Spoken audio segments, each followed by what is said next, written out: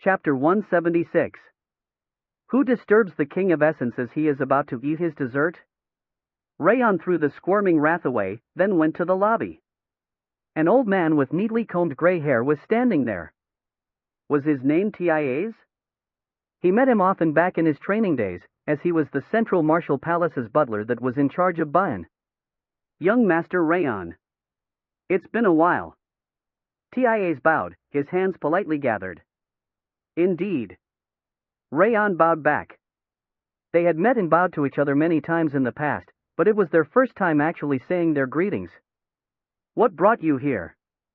Raon asked, hiding Sylvia and the maid's gazes as they watched from the dining room, their heads poking out. I apologize for visiting at this late hour. Tia's wrinkled eyes were trembling. I know it's shameless of me, but young Master Raon is the only person I can ask for help right now. Raon silently looked at Tia's, who was bowing at him. He felt like he understood his reasons for doing it. It must be because of Bayan. Yes. After the selection ceremony, young Master Bayan went to the separate building. He has not emerged since. Once Tia's raised his head, Raon could see the bitterness in his eyes. He wasn't even trying to hide it. Even though the novice swordsman's additional registration period ends tomorrow, he has shown no sign of coming out. He bit his lip, which was dry from the desperate situation. The only person that can make young Master Bayan stand up is young Master Raon. Please, help us. Tia's knelt in front of the entrance without any hesitation at all.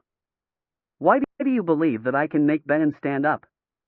Young Master Bayan usually talks about young Master Raon often. He said that you are the benefactor that took him out of a well, and even saved his life, and he resolved himself to definitely catch up to you and repay the favor. The benefactor that awakened his mind, that he owed for saving his life, and that he would catch up to. Those were things that Bayan kept saying every day. He was unexpectedly the same, in and out. That's why I'm sure that young Master Raon can drag the young Master Bayan out. Please. Tia's lowered his head, sitting on his knees. Please, don't do this. Raon grabbed Tia's trembling shoulders. Help! The Raon of his previous life wouldn't have helped him, no matter what he said. He would have believed that it was something he couldn't achieve. However, Raon had grown to feel many things while living as Raon Zighart. Relationships. Runan gave him the treasured cold blood without asking for anything in return. Vulcan also used his precious golden charcoal and golden shard without hesitation, and then used all of his strength to forge his sword. Raon remembered the word relationship that they had mentioned. Now that I think about it. He remembered the way Bayan gave him a jeweled embroidery thread before the selection ceremony, telling him that his formal wear looked empty. Just like the embroidery thread connected to the jewel, there must have been at least one small connection between himself and Bayan. Ha! Raon knelt, meeting Tia's eyes. All right, I'll try. It might end up being impossible, but he nodded because he wanted to at least try helping. Son, good job. Sylvia approached him from behind, patting him on the back. You should help him if you can. Boasting that she raised her son really well, she looked back at the maids behind her and smiled. Wow! As expected of the young master. Helen and the maids were clenching their fists, trying to cheer him up. Thank you. Thank you very much. Tia's kept bowing over and over. He really likes bowing. He perfectly suits the King of Essence's taste. Wrath placed his hands on his waist, believing that he was the one being bowed at. However, I won't forgive you for disturbing dessert. He said he liked him only a moment ago, yet he was already angry at him. It was truly difficult to understand his personality. Let's go. Are you coming immediately? I need to go right now to get him back to his right mind, so that he can come out before the additional registration period ends. Raon pulled Tia's to his feet. I see.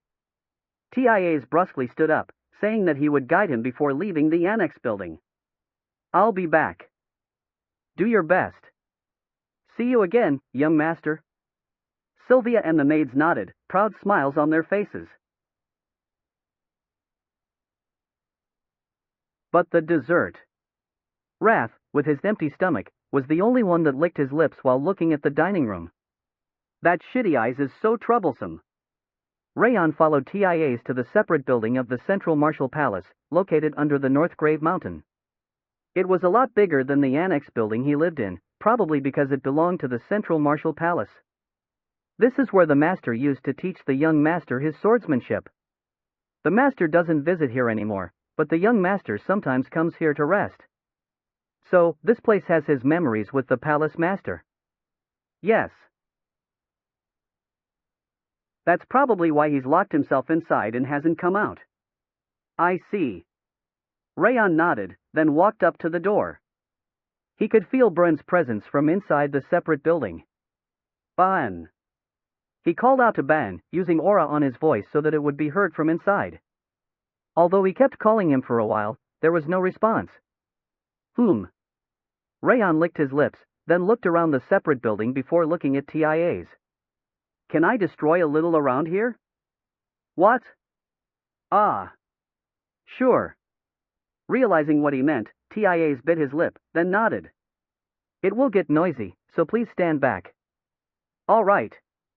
He bowed, then took around 10 steps back. Ha! Raon took a deep breath, standing in front of the door of the separate building. It's been a long time, but I'll need to become a villain. He snickered, then kicked the door. Slam! Since he didn't suppress his power, the door and the wall blasted into pieces, and the separate building trembled intensely.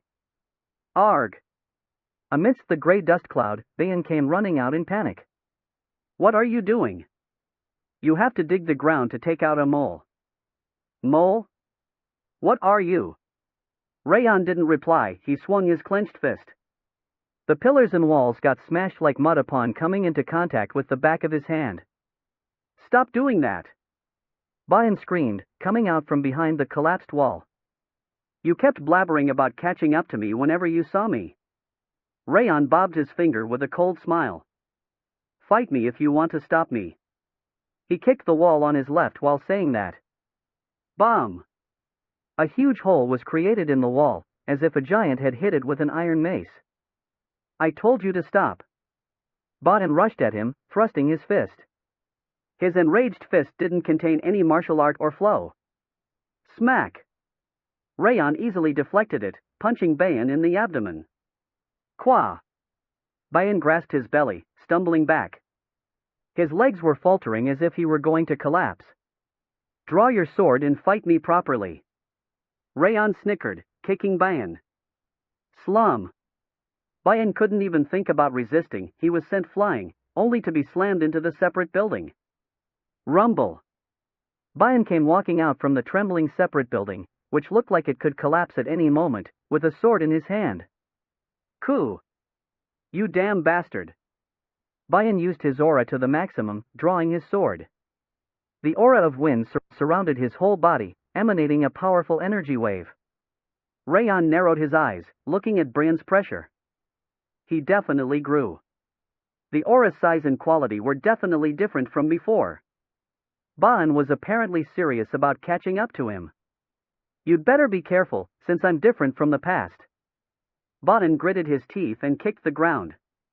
He instantly rushed to his left side and thrust his sword. The speed was on another level from before, but Raon had grown even more than that. Clang! He easily blocked Bayan's blow with the scabbard of Heavenly Drive. Hap! Bayan looked like he knew that would happen, biting his lip and moving on to the next attack. A technique even faster and more majestic than the first one was performed like a violent tidal wave. Clang! Raon only used his scabbard to block all of Bayan's attacks, which were flowing like a stream, before smacking his ribs. Smack! Upon receiving an unexpected blow, Bayan shrieked and was slammed into the ground. Kua! He was faltering from the pain, but he still stood up, glaring at Raon. Bayan caught his breath and aimed his sword at him again. Considering the way he was able to calm his excitement in a situation like that, he was indeed worthy of the name Zighart. The real deal is only getting started. He grabbed the sword with both hands, bringing out his aura. Bayan's pressure soared explosively. However, it wasn't just his pressure that had become stronger. A different kind of energy from the aura he used before was crawling from Bayan. Barren Wind Sword. Bayan's appearance dissolved into the space the moment he said that. He approached in an instant, as if he had teleported, to strike down his sword. Fast. Raon would have lost him if it weren't for his perception. He wasn't lying when he said that the real deal was only getting started. However, since Raon's perception already managed to catch Bayan, the speed was meaningless against him. Clang! Raon simply raised his sword towards Bayan's attack. Bayan's strike was unable to pierce into his space once again. Kring! However, a strange energy surged from Bayan's sword, starting to slash through the aura on his scabbard. This is... The aura around Bayan's sword transformed into small particles, rotating endlessly. It looked like the rotational force allowed him to rip through his aura. Even if it's you won't be able to stop the Barren Wind Sword. Bayan regained his confidence and drew a circle with his footwork to use a technique named Barren Wind Sword. He imbued the energy he called Barren Wind to the usual sturdy and majestic sword, and the 10,000 Flames cultivation's aura was ground away like a leaf facing a saw blade. I see. Raon swirled his sword with a cold smile. I understand it now. You can't bluff your way out of this. Bayan kicked the ground, slashing diagonally. He was targeting Raon's waist with the best technique he could use from the Barren Wind Sword. Clang! Raon blocked the blow with precise timing once again. However, it was pointless since the Barren Wind Sword could shred the defending aura. I'll chase immediately if he backs off. He was getting ready to chase, expecting Raon to back off, but he wasn't moving at all. Instead he was fending off the Barren Wind Sword on the spot. How? Bayan's jaw dropped. The rotating blade of the Barren Wind Sword came to a stop, unable to slash through Raon's aura. But it's still rotating. The aura was still violently rotating in the shape of sand particles, and Raon's aura wasn't getting severed at all.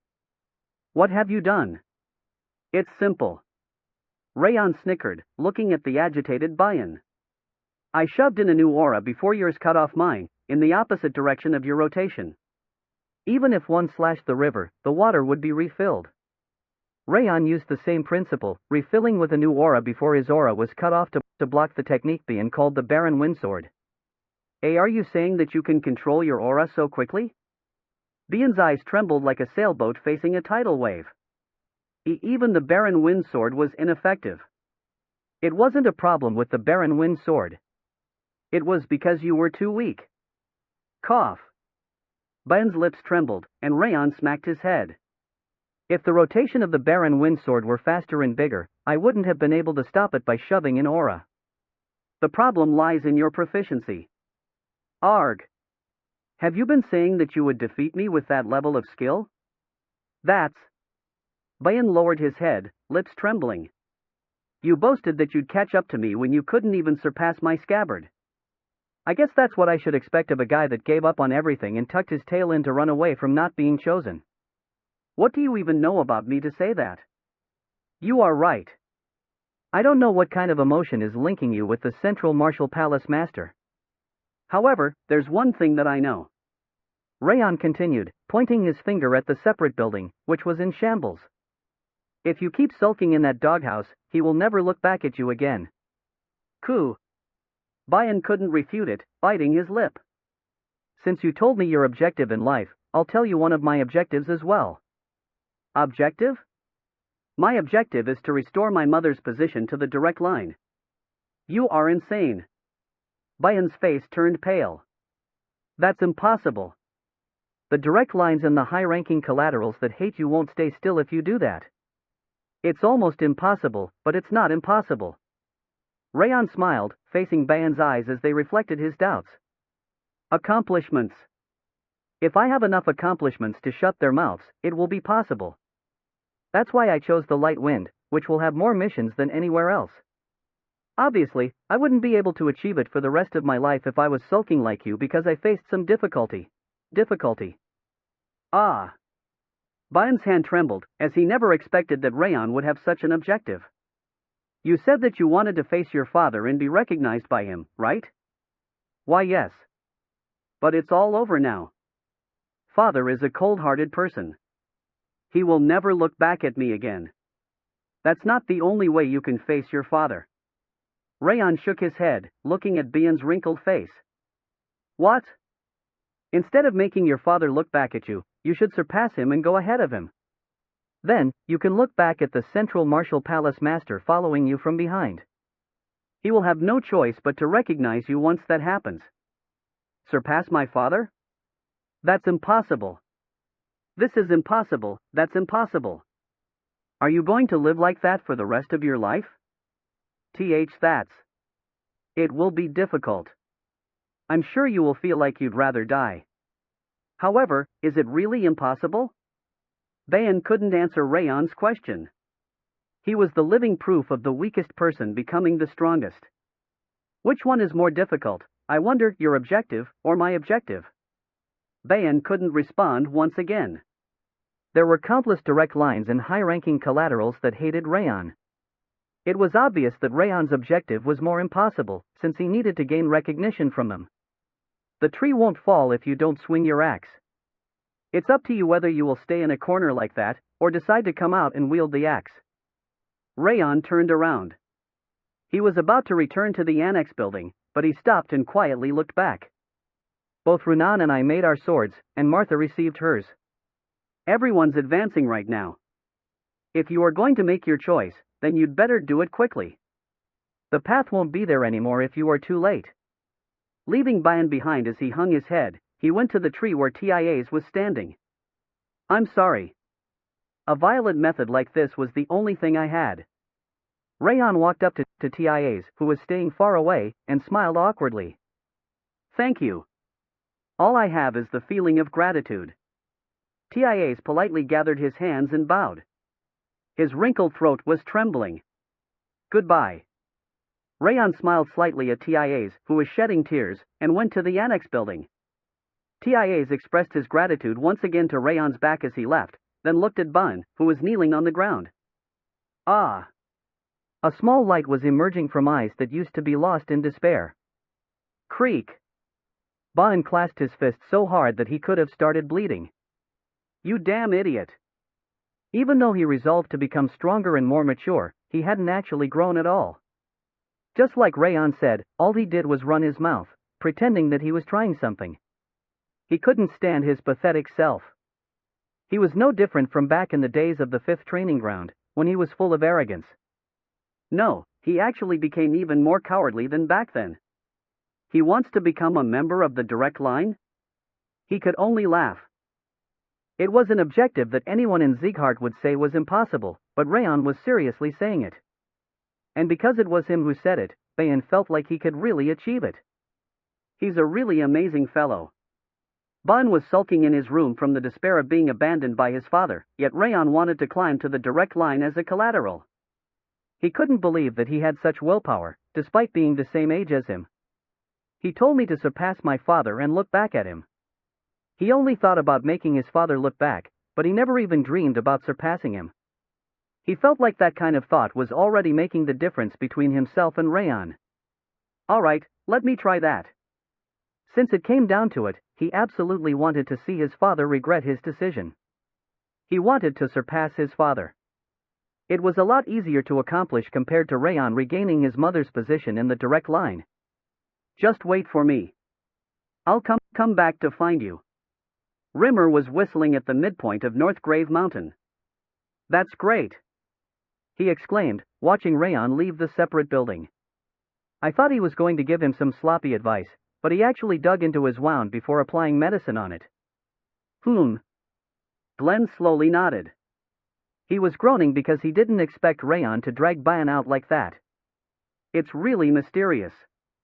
He was really naive when he was a kid, but it sometimes feels like he knows the world better than me. Rimmer grinned, grabbing his head with his fingers laced. Is it because I was such an excellent teacher? I guess a teacher is important, after all. He is my grandson before he is your student. But I'm the one who spent the most time with him. I cared for him the most. No one will know about you caring for him from the shadows. I didn't do that to gain anyone's recognition, so it doesn't matter if they don't. I just did what I wanted. Glenn frowned, glaring at Rimmer. Gasp. The Heavenly Blade Division leader's eyes widened upon witnessing Glenn's reaction. She seemed confused, as it was her first time seeing the head of house behaving that way. Ahem. Glenn cleared his throat and turned his head at the feeling of the Heavenly Blade leader's gaze. Anyway, Bian should be standing up soon enough. Do you want to make a bet with me? A bet? Yes, about when Bian's going to stand up. Since the additional registration period ends in 2 days, I'll bet my next month's salary on him getting up tomorrow. Rimmer wagged his finger and pointed at Bian kneeling on the ground. Then I'll bet on today. You know you can't go back on your words, right? Of course. Glenn nodded as if it were obvious. Hoo-hoo, today's about to end, I'll read. Gasp. Rimmer was laughing while covering his mouth, but he gasped.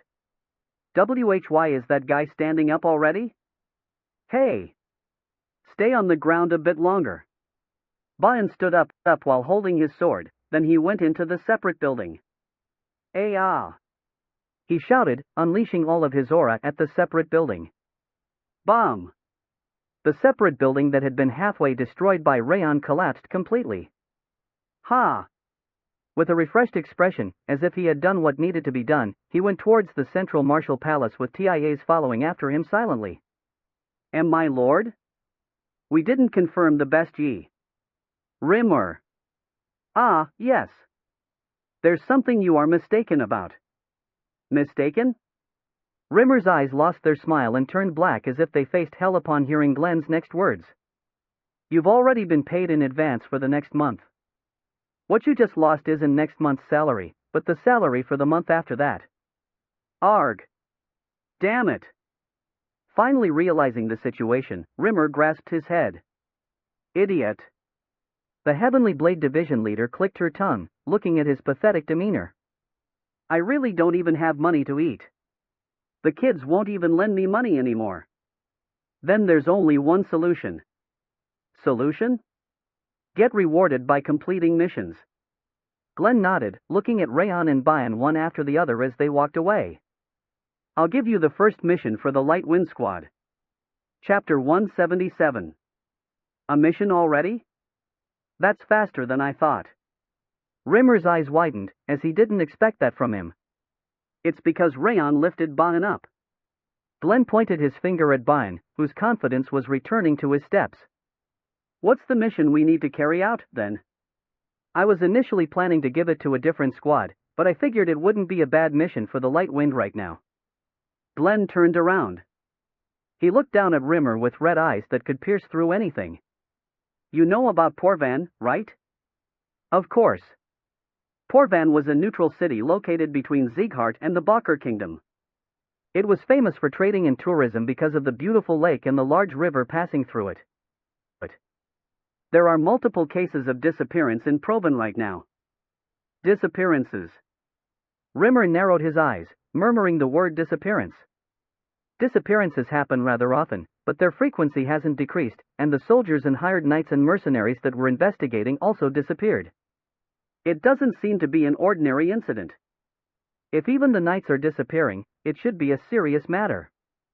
Disappearances alone weren't rare occurrences, but the fact that the soldiers investigating the incident had disappeared signified that there were some abnormalities. A mass human trafficking, a secret organization, or it could be one of the 5 demons. I agree with that. Rimmer nodded to Glenn's statement. Considering the fact that they were even attacking the knights and soldiers, it was most likely the work of crazy people that didn't fear the consequences of their actions. The Light Wind's mission is to save the missing people and remove the reason for their disappearance at Porvan. Can you do it? I'll accept your orders. Rimmer's green eyes, which used to be playful, grew as gloomy as the bottomless abyss. When do we leave? Tomorrow. What? Even if Bian returns tomorrow, we haven't finished our preparations. That's too sudden. A long time has passed already since the incident began. It should be stopped as quickly as possible. And anyway, announcing the mission right before leaving is something you usually do. Ugh. The corners of Glenn's mouth curved up as he observed Rimmer's flustered expression. I'll be counting on you, Light Wind Squad leader. With those as his last words, he made his way down North Grave Mountain. I'll personally behead you if you humiliate the house with this mission. The Heavenly Blade Division leader spoke bluntly, then followed Glenn. Rimmer swirled his hand, observing them. When I think about it, there's not much I need to do. He murmured something that would make Glenn throw lightning at him if he knew, and went to the pub. I can just leave everything to that great Vice Squad leader. The next day, Raon went to the 5th training ground after finishing his daybreak training at the Annex building. He opened the training ground door while considering the way to perfect the light wind formation, finding that the swordsmen were gathered at the entrance. Why are you all here together? Vice Squad leader. Look at that. Dorian, who was eating snacks while standing like a fool, walked up to him and pointed at the training ground. Baen was kneeling at the center of the training ground, which was even cleaner than usual. He arrived earlier than I thought. Raon chuckled while looking at the back of Baen's head. He thought he would come around evening or the day after, but he seemed to have snapped out of it faster than he had expected. His willpower was strong indeed. I heard he arrived early, at daybreak, to clean up the entire training ground before kneeling like that. Dorian whispered as if he were telling him some kind of secret, but people around him could hear him. He's apparently trying to join the Light Wind Squad. What are you going to do? I don't know, since the leader is the one that decides whether we accept members or not. Though, Rimmer was definitely going to accept him. You finally stopped being a kid. How pathetic. Martha clicked her tongue while looking at Baen. The way she said it was pretty rude, but she looked like she was glad to see him again. After all, she didn't swear at him. Runan also gladly nodded while hugging Snowflower. What's going on here? Raon entered the training ground, looking around at the swordsman. The squad leader's going to be here soon, yet you aren't prepared to train at all. Move quickly. Ah, yes. Understood. The swordsmen that were spacing out ran towards the changing room. Raon also warmed himself up in the training ground, not paying attention to the kneeling Baen. Baen didn't look at him either. He just stared at the empty platform. Why are you not greeting him? Wrath frowned, finding his behavior too mean. It's better for me to not greet him for now. Although Baen made his resolution, he must have felt embarrassed. In cases like that, it was more helpful for him to just ignore him. Line up. Line up. Raon gathered the swordsmen in the training ground to wait for Rimmer. A moment later, the training ground door burst open before the training time. His weird habit of kicking the door open before entering whenever he wasn't late was the same as always. Good morning. Rimmer went up the platform with wobbly steps. But... He tilted his head while pointing at Baen. What is he doing like that? No one answered, and Baen raised his head. I apologize for being late. His eyes were shining intensely as he apologized. Just like the back in their trainee days, the sharpness had returned to his gaze. Please accept me into the Light Wind Squad. Baen bowed deeply, slamming his head on the ground. The way he was intensely pressing his head on the ground looked like he wouldn't stand unless he was accepted. Rimmer licked his lips while scratching his chin. I think it's too late. What does the Vice Squad leader think? Why are you asking my opinion when you said that you missed Baen's nagging? You even left a position open for him. Raon casually murmured that the position for the third team leader was empty. You jerk. I won't look cool if you say that. Rimmer waved his hand in agitation. Since you were going to accept him anyway, just do it already. I have a mountain of things to teach him. Seriously, you are so useless. He scratched his head and walked up to Baen. Although you are a bit late, I can't really refuse you since we've spent so much time together. I'll appoint you as the third team leader of the Light Wind Squad. Rimmer grinned, grabbing Baen's shoulder. By the way, how much is the membership fee you brought? The way he was making a circle with his thumb and index finger blatantly showed the psychological state of a gambling addict. Wow. Is he really human? He's not human, though. He's an elf. Wow, that's so unsightly. Every member of Light Wind, including Raon, looked at Rimmer as if they were looking at the most pathetic thing they'd ever seen. Ugh. Baen's face looked like he'd just eaten shit. It looked like he forgot that he had to gain Rimmer's favor. Ah, I was joking. It was a joke. Rimmer smiled, making Bayan stand. He created an energy barrier, then whispered in his ear. You know I wasn't joking, right? Bring a decent token of your sincerity to the squad leader's room. Raon was the only one to hear that. His eyes, which were glaring at Rimmer, were colder than ever as he resolved himself. He would never trust that elf ever, not when it came down to gambling and money. Raon called Bayan over separately to tell him everything about the education they had received so far. The sword formation and signals were both complicated, but it hadn't even taken a few hours before he managed to memorize them all. Even though you finished memorizing them, it will be different when you are actually using the formation. Make sure to practice. Understood. Bayan answered politely, befitting his strict personality. His eyes were sharp, just like when he was a trainee. Then, can I practice sword formation with the third group? He asked his question with a challenging gaze. Raon chuckled, then nodded. Of course. I shall train as well now. Attention! As Raon was about to start his personal training, Rimmer clapped his hands on the platform. Gather, everyone. Even though he was a gambling addict, he was still a squad leader. Every member of Light Wind gathered at the platform, heeding his call. Since everything seems to be settled, I'll get to the main issue. Main issue? What main issue? Since Rimmer was playing around even more since he had become the squad leader, all of the swordsmen tilted their heads. We've got our first mission. Mission? Really? Finally. The Light Wind members were filled with passion upon hearing the word mission.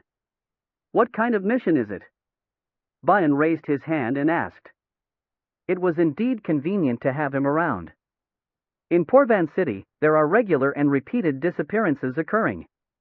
Our mission is to find the missing people and punish the ringleader. Ooh. Search for the missing people. Punish the ringleader. It really feels like we became Zighart's swordsmen. I'm nervous. Since the mission seemed cool, unlike the low-rank monster extermination, the eyes of the swordsmen were filled with anticipation. When are we leaving? When are we leaving? We actually leave rather early. Rimmer took his time, having difficulty saying it. When is it? This evening. All the swordsmen that had been getting excited dropped their jaws upon hearing that it was that evening.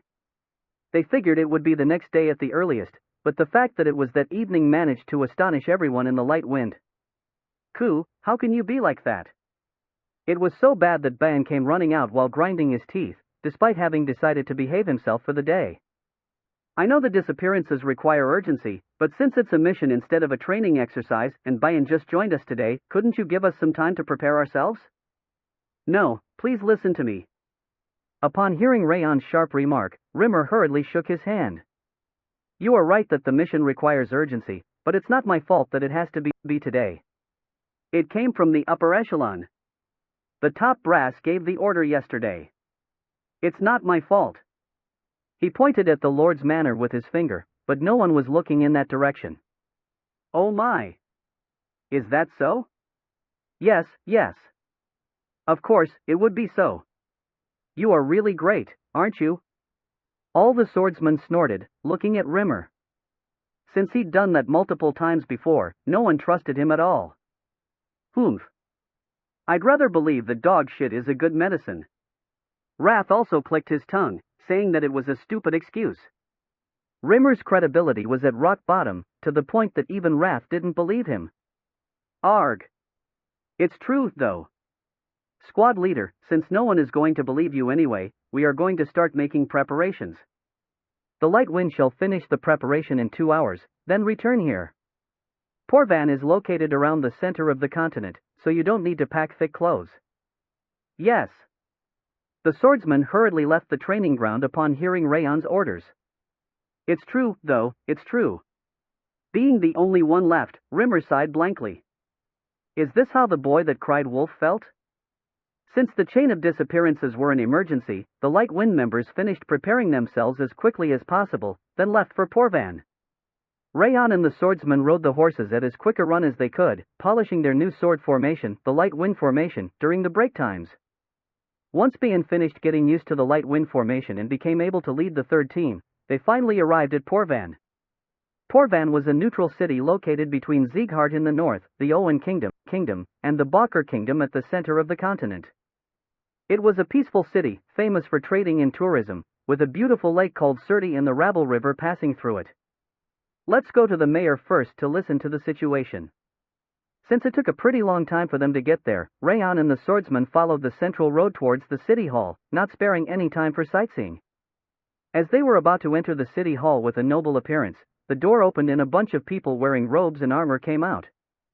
The four orbs engraved on the left side of their chests was the Bakr Kingdom's emblem. Ha! Rimmer, who'd been playing around at the back all along, raised his finger to point at the red-haired middle-aged man at the front. Morel? Rimmer? The middle-aged man, Morel, furrowed his brow upon noticing Rimmer. Is he Morel Kazan?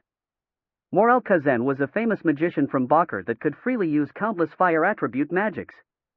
He had a magic squad called Solomon under his control, and the people behind him seemed to be Solomon members. Why is Sieghart here? How about you, then? Why are you here? We are on a mission. We are on a mission, too. Get out of the way if you are done. You. As Rimmer was gesturing for them to get out of the entrance, a purple-haired woman came out from the Bakr Kingdom's magicians and stood in front of Raon. Raon Sieghart. You damn scammer. She glared at him as if she would start attacking him right away. Who are you? Raon casually met her angry eyes. Why, young master? She's that princess from back then. Dorian carefully came up to him and whispered. The bitch we met in Cameloon's auction house. His voice was small, but since everyone around them were experts, they all heard the word bitch. Ah, that princess. Raon snickered. He obviously knew that the magician in front of him was the Bakr Kingdom's Princess Jaina. He purposefully pretended that he forgot, and he managed to enrage Jaina even more because of Dorian. You are insulting me again when you are nothing but a scammer. Insult? When did I ever insult you?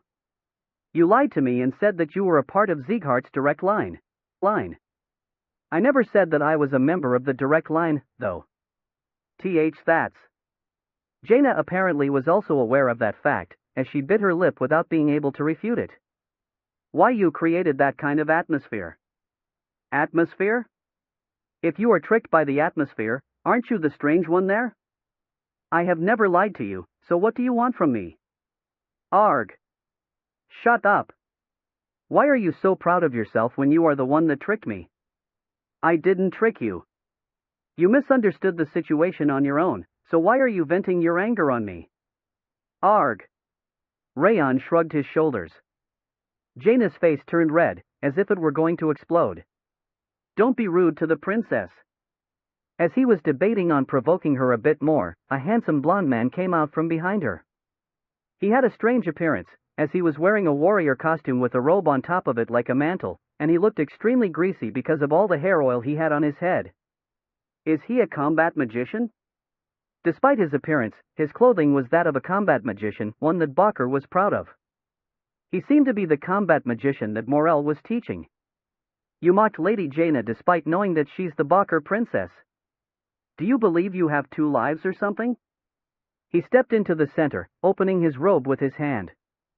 He was probably trying to look stylish, but he seriously looked shabby instead. What rubbish are you saying? You are nothing but mean rats that eavesdrop on people's whispers. Martha crossed her arms and snorted. It's screwed. Bun was silently watching the situation, Runan was disinterestedly hugging Snowflower, and Dorian, who was the cause of the situation, was poking his head out while hiding behind Raon. Mean rat? It wasn't even a whisper, since he blatantly said it. No one told you to listen. You stupid swordsmen that live in the polar region. Weak-ass magicians that would break with a flick of finger.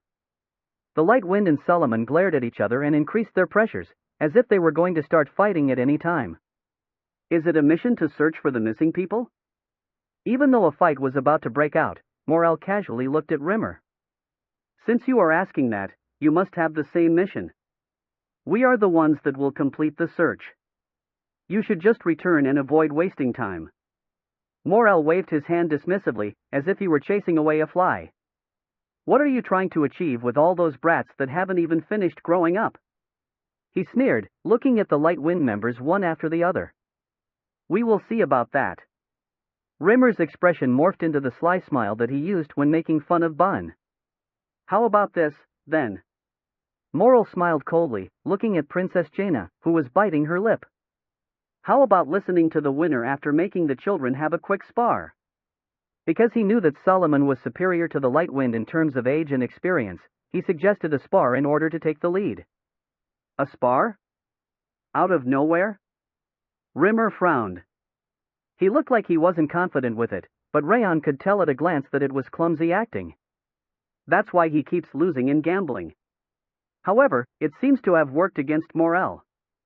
His smile deepened. You can withdraw if you aren't confident. I can't return without even trying since this is a mission. Fine. Rimmer licked his lips. He looked around at the Light Wind members, before pointing at Raon standing at the center. Raon, I chose you. Ha! Raon sighed, then stepped forward. Squad leader. I'll fight him. The blonde combat magician that had been acting up earlier stepped forward. Judging from his expression, he was itching to gain the favor of the princess. Inyald.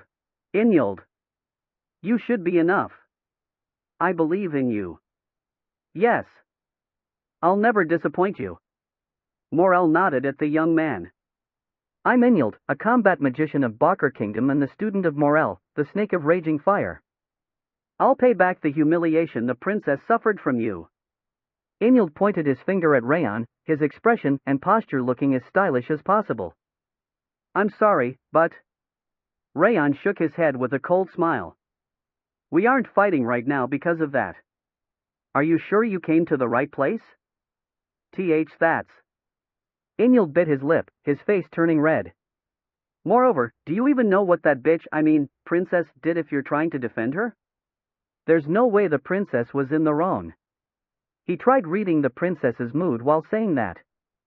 You are so thoughtless, despite being a magician. Raon laughed bitterly. He looked completely smitten with the princess, whether it was because of her appearance or position. I can endure as much insult as you want towards me, but I can't stand insults towards the princess. I just insulted you, not the princess. Shut up. Inyald was throwing glances at Renan and Martha, on top of the princess. He apparently liked any pretty woman's attention. I'll defeat you right here, and use all of you as our servants during the mission. Servants. Raon nodded with a smile. That sounds good. Tell me your name. As a combat magician, I'll defeat you in a head-on fight, Anne. You talk so much despite being here to fight. Is that a characteristic of people with a protruding mouth? Martha jeered at Inyald. Ugh. The princess was just grinding her teeth as she looked towards Raon, not even looking at Inyald, and Renan wasn't interested in him at all from the beginning. Inyald's face turned red. He seemed to be panicking because his attempt to look cool in front of the women wasn't going well. We are representing our respective groups in this duel. You shall announce your name and what you are going to do. I'll face you with Bakr's combat magic. Even though Martha made fun of him, Inyald didn't give up on trying to look cool. He swept back his greasy hair and pointed his finger at him. You really talk a lot. Raon briefly clicked his tongue. He apparently needed a beating to understand reality. Dorian. Yes.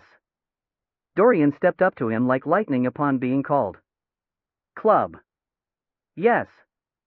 Dorian took out a huge club, one that an orc would carry around, and handed it to him. Ha? What's happening? How did a club like that come out from his pocket? Gasp. The jaws of the spectators dropped after they witnessed a huge club being pulled from an ordinary-looking pocket. You told me to announce my name and what I'm going to do, right? Raon accepted the club from Dorian, supporting it on his shoulder. My name is Raon Zighart.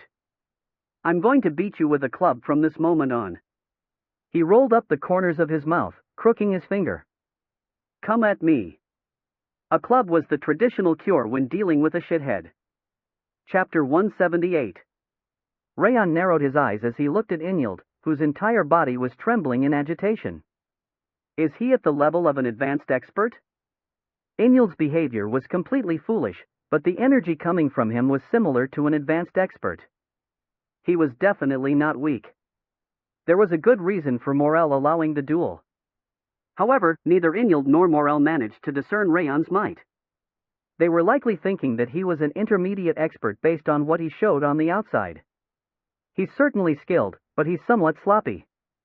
Compared to his pressure, Inyld's prowess wasn't exactly sturdy. It didn't look like he had much experience with actual fights. Arg! Inyld ground his teeth, glaring at Raon's huge club. Are you looking down on me? Draw your sword immediately. He pointed at Heavenly Drive, which was hanging around Raon's waist. This sword has never been used. It's too good to be used against you. You damn bastard. I'm really going to kill. He started swearing but stopped himself after taking a glance at the princess behind him. He was extraordinary in a bad way, considering he was paying attention to the princess in such a situation.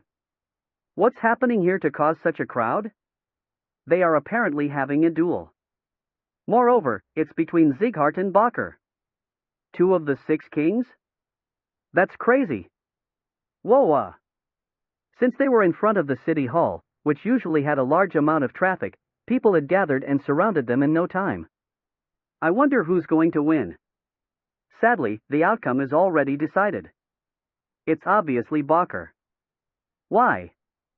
Zighart is also one of the 6 kings. The blonde guy with long hair is Inyld.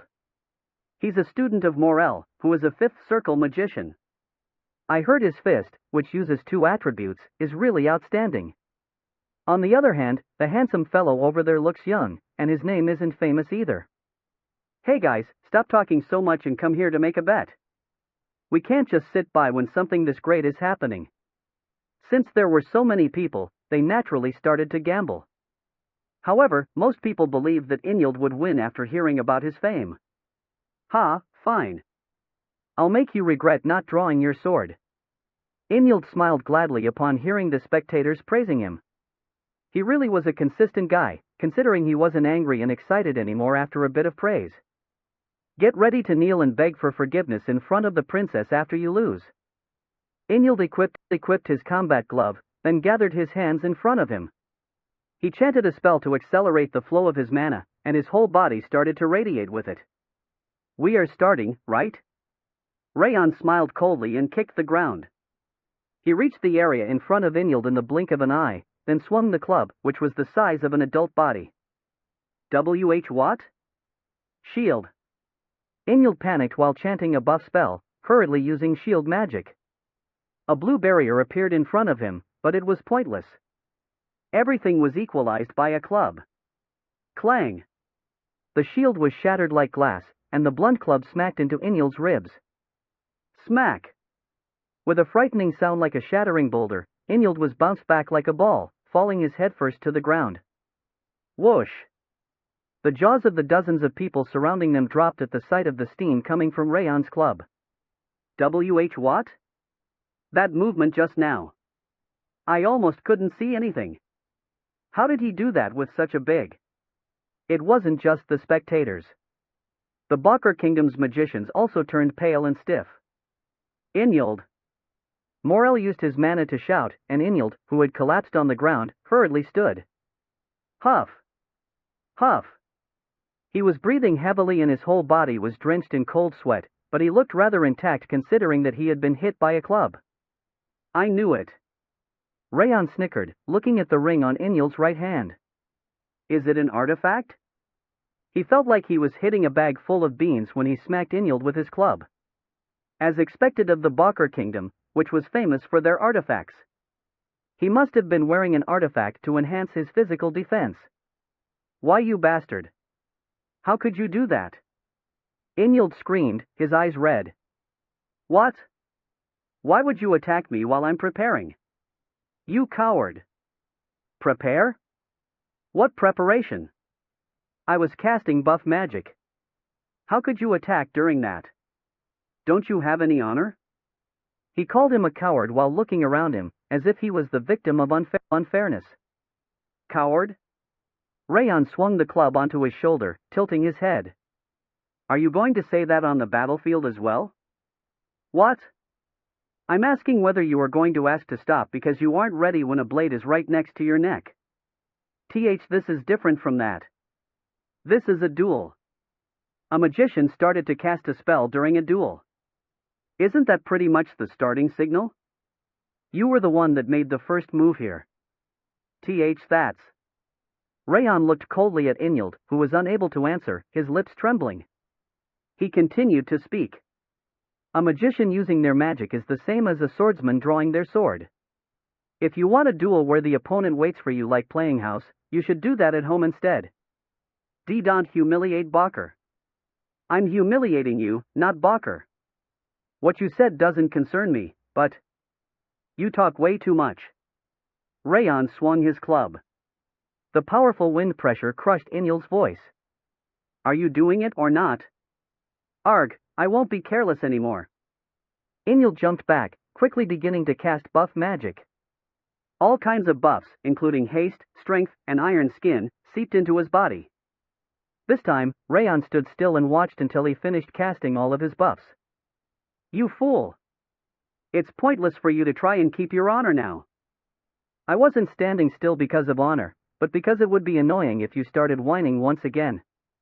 You are all talk. With fire in his right hand and wind in his left hand, Inyld disappeared from view. His presence reappeared behind Raon. He wasn't moving quickly, his presence literally disappeared, then reappeared. It was the short-distance movement spell, Blink. Die. Inyld thrust his fist in a systematic path, storming with wind and fire.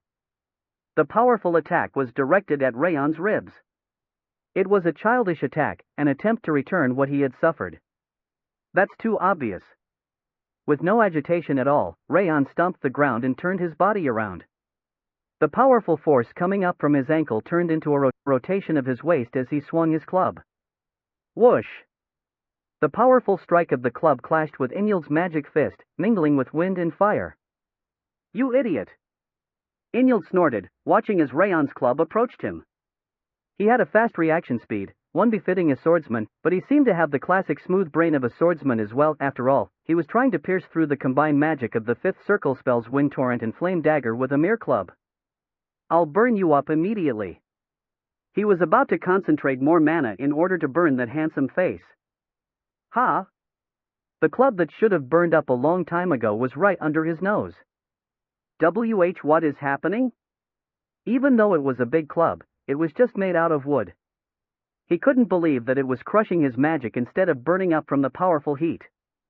No way, is he actually using aura with his club? The bigger the weapon, the blunter it was, the more difficult it was to use aura.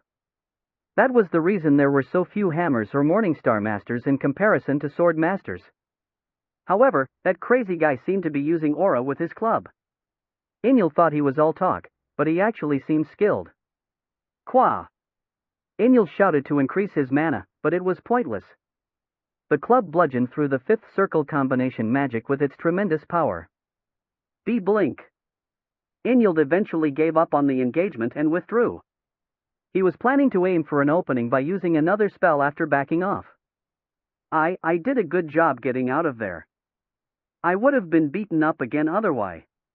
Ha! As he was breathing a sigh of relief and watching his magic melt away, a shadow appeared above his head. When he raised his head to look at it, a huge club was falling down on him, hiding the sun. Ah! His mind went blank.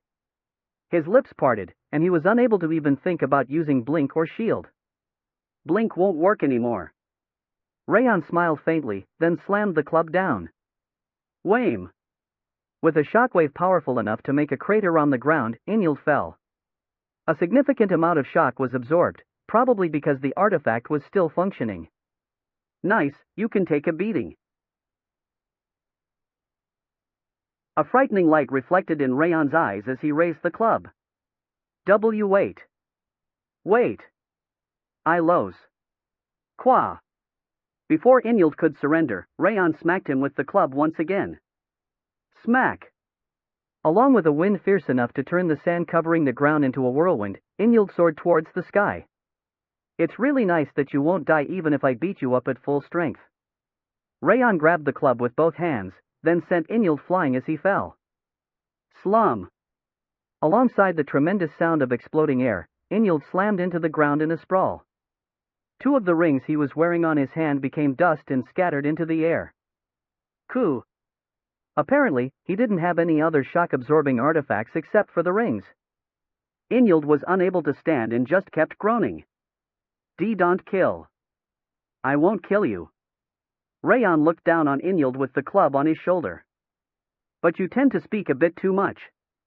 You should practice silence for a while. He smacked his mouth while saying that. Smack. Along with a pleasant sound, teeth fell out of his mouth. Krrr. With his head knocked back, his eyes rolled back. He wasn't dead, but he was going to suffer for a while.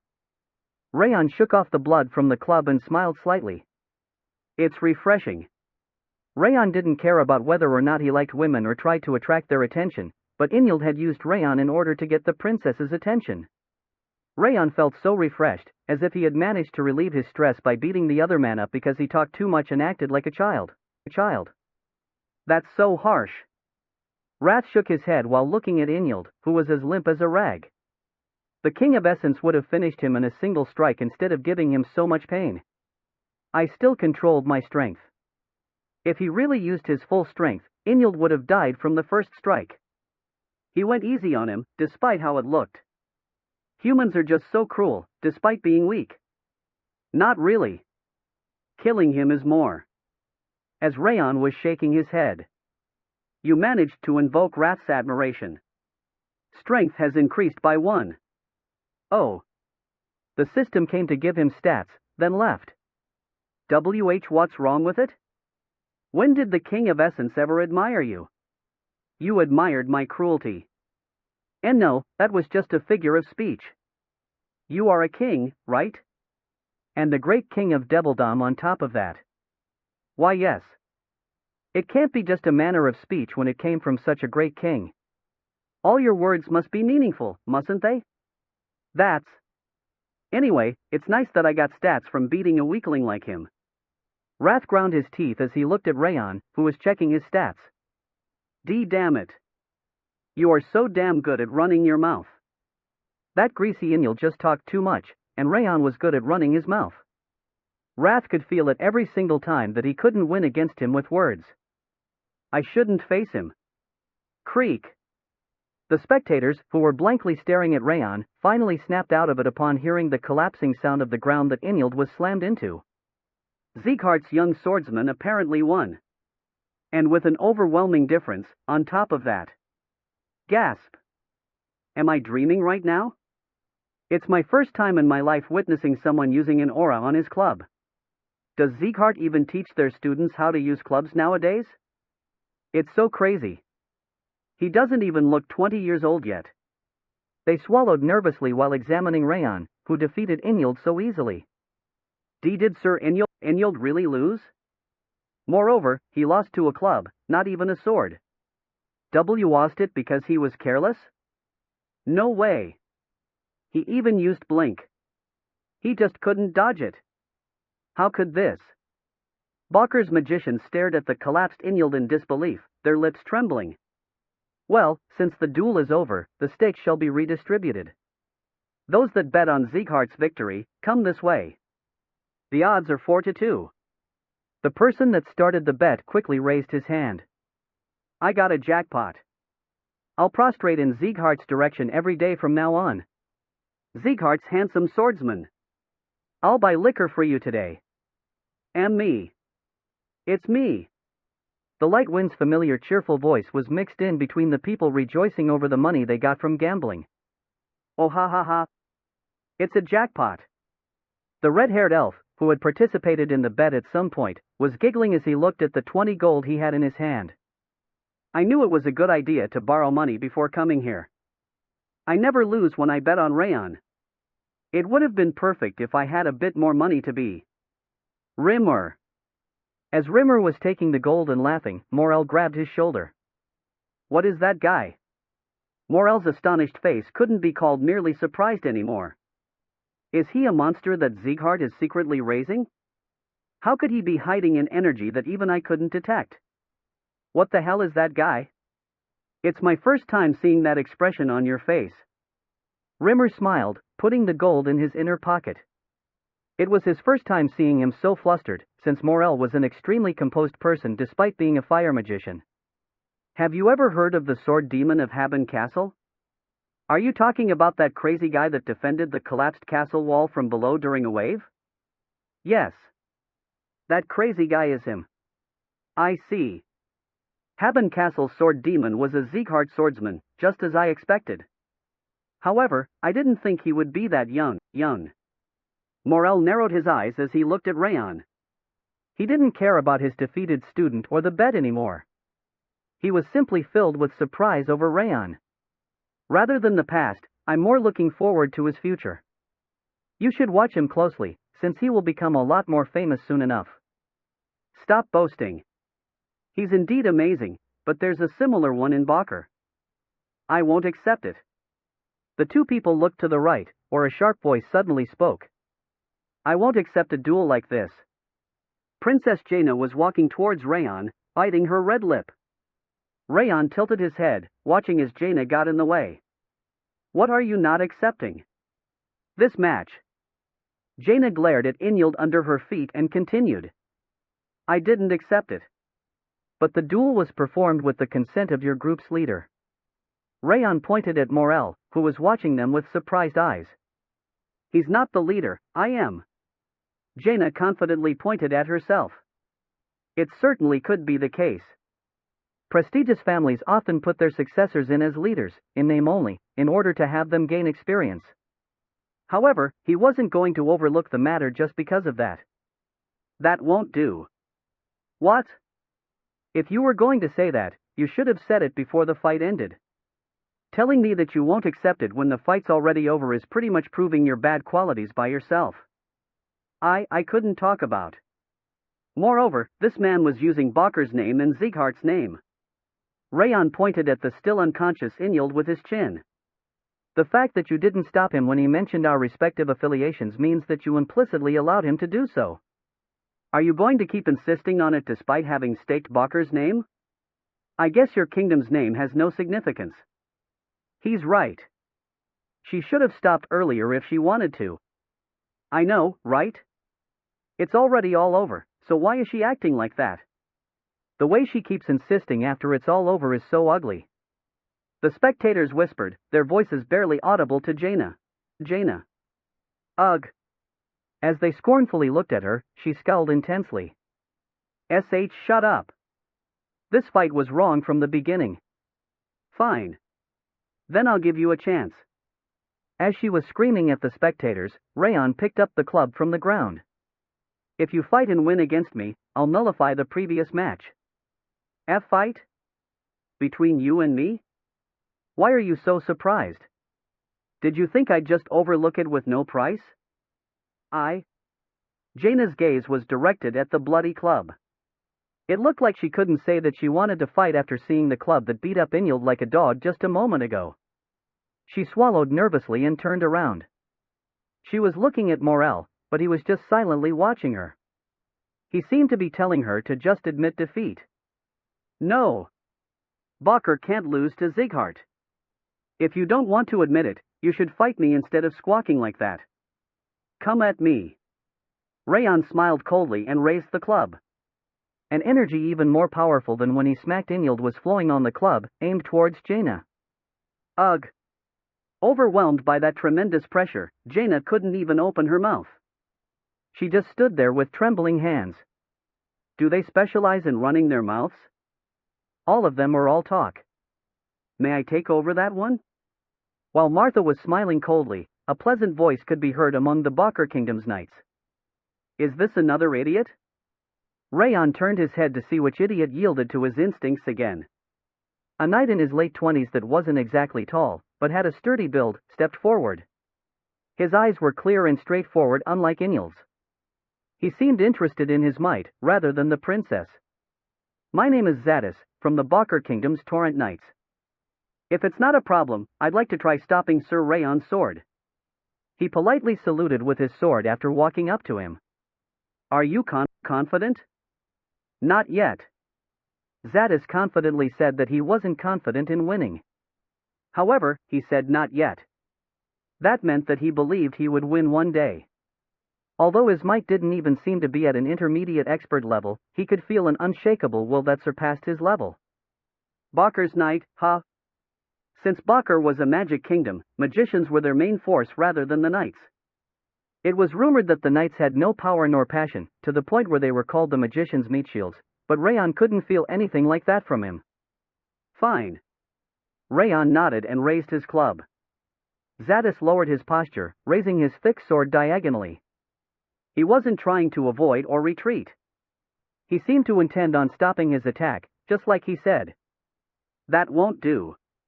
Raon slightly tilted the club in an instant. It was a trajectory that could never be deflected. Humph. Zadis' focus was at an extraordinary level.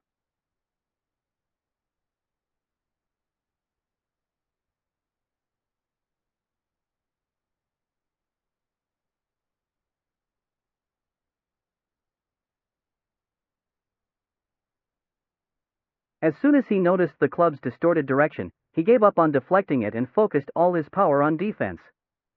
Slum. The clash between the club imbued with a mighty energy and the sword imbued with sturdy aura created a compressed shockwave. Whoosh! Amidst the subsiding gray current of air, Zadis could be seen holding a shattered sword. Even though the sword was broken, and he was kneeling, he still hadn't collapsed. Even though he must have been feeling an extreme amount of pain, he was gritting his teeth to endure it, still holding his broken sword. "IIVE lost." Zadis acknowledged his defeat, smiling faintly. However, his eyes were glittering even more than in the beginning. It looked like he managed to feel something from it. Not all of them are idiots. He fought fair and square, and acknowledged his defeat. Befitting the name of a famous kingdom, not all of them were idiots. The man named Zadis had the potential of reaching a higher place as a warrior. Arg! Arg! He lost again. Why are those idiots acting up to ruin it for me? However, Jaina's opinion seemed to differ. She glared at Zadis, who was spitting blood from his mouth, and burst the bubble of peace just as the situation was being settled. This also happened because he decided to act up on his own, so I won't accept it. Raon was irritated by her childish reaction. Princess Jaina. Raon put down the club and stood in front of Jaina. "I'll tell you this as the vice squad leader of the Light Wind Squad of Sieghart. If you speak recklessly one more time, I'll consider it an offense against Sieghart and draw my sword." He tapped his scabbard, and the energy wave he'd been hiding so far burst from him like a tidal wave. Wham! The overwhelming power crushed not only Jaina's spirit but also her emotions. Raon was the one that was dominating the space. Ah!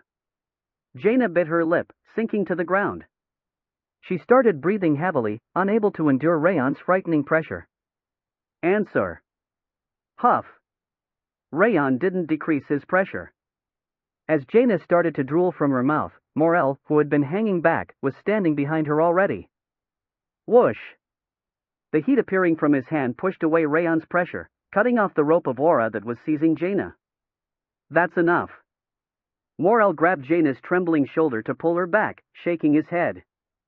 Her eyes lost focus, as if she were unconscious. Sniff. Considering she couldn't even look in his direction, the fear seemed to have deeply engraved in her brain. She's still immature, as she was raised as a sheltered child of the kingdom. There's no reason for us to be considerate of that. You are right.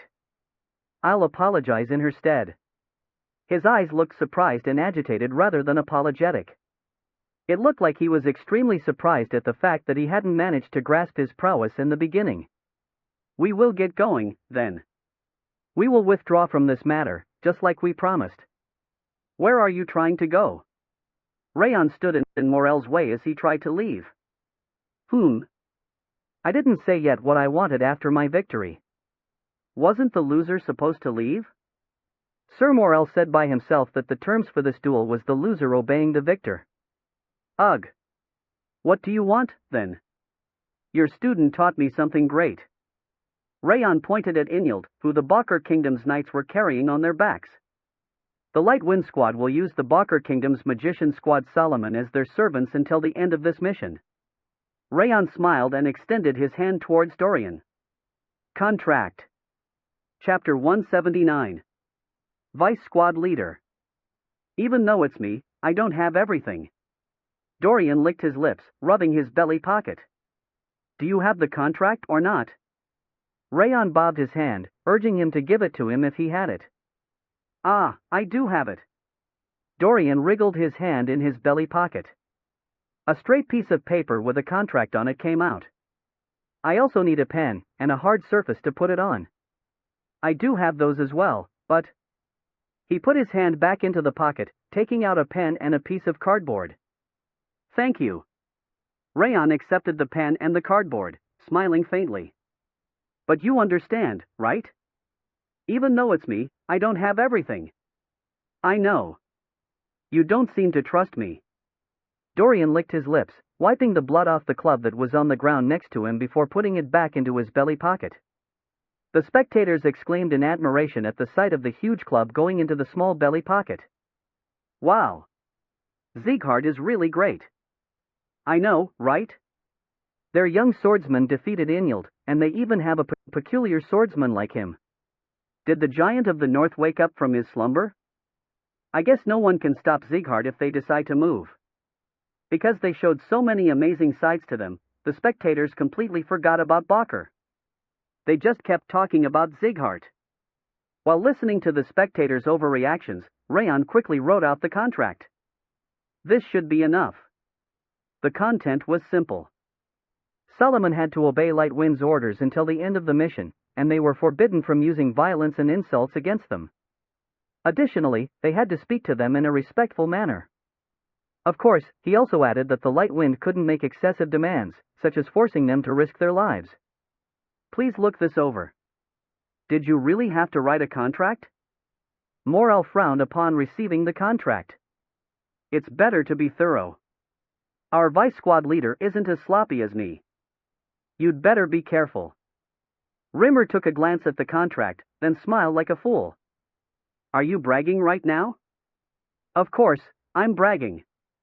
Unlike your student, who collapsed with his teeth taken out, my student is confidently standing there. He grinned, pointing at Inyld and Raon one after the other.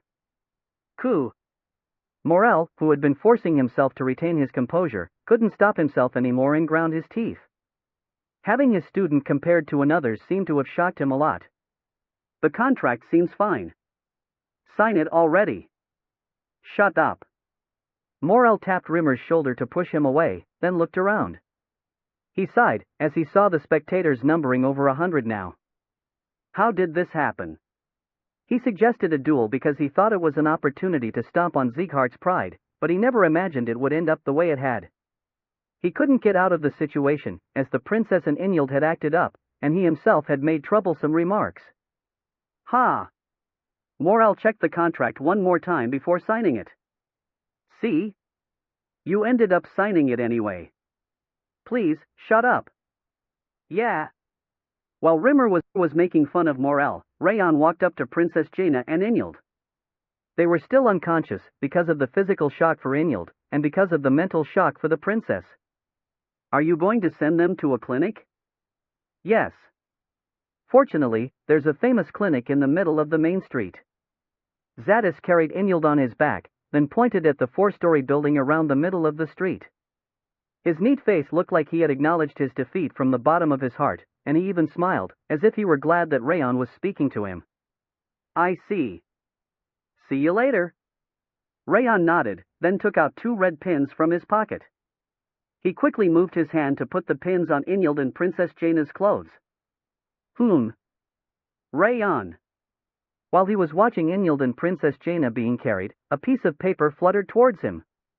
The signing is done. Tisk. When he looked around, Rimmer was grinning and Morel was kicking a rock, with an expression that made it look like he ate shit. I won't forget today's humiliation. Sure, you should never forget about it. After all, you are the one that brought that humiliation upon yourself. You. Squad leader. Raon left Morel alone with his trembling hand, giving the contract back to Rimmer. The leader should keep the contract. Ah, it's annoying. You should keep it. Instead of accepting the contract, Rimmer put his hands behind his head, his fingers clasped together. Squad leader. You are going too far. Are you really refusing to sit at the dining table that Raon has prepared? He's so useless. That's even worse than when he used to be an instructor. Ugh. Bayan and Martha looked at him coldly, and Rimmer's shoulders flinched before he tried to take the contract. No, I think it will be better if I keep it. Raon shook his head, putting the contract in his inner pocket. I can't give this to you because it feels like you would sell it to them if I did. Considering what he had done in the past, he could totally see him selling the contract's grandfather on top of the contract itself. Let's go. Because of the fuss, the mayor should have finished his preparations as well. Raon opened the door of the city hall and entered. The Light Wind Squad entered, and their new servants followed them with a sigh. Ah. Rimmer, who was left alone in front of the city hall, looked at his empty hand with trembling eyes. Damn it. I could have sold the contract. Sticky, red moisture was covering the underground. Weak groans could be heard from beyond the iron bars installed on both sides of the corridor. She didn't even look 14 years old. A young-looking red-haired girl was walking through the corridor, which reeked of blood. She was humming as if she were enjoying the weeping groans coming from the iron bars, opening the door at the end of the corridor. The fresh atmosphere inside the room made it difficult to believe it was located underground. An old man with a gentle appearance and long, soft gray hair was sitting on a chair and reading a book inside the room. As planned, Sieghart and Bakker have arrived. The girl spoke to the old man casually, as if he were her friend, and sat at the desk. It's the correct date. How is the preparation going? The old man asked his question with his gaze focused on the book instead of looking at the girl. You don't need to ask. I drank half, and I left the other half alone.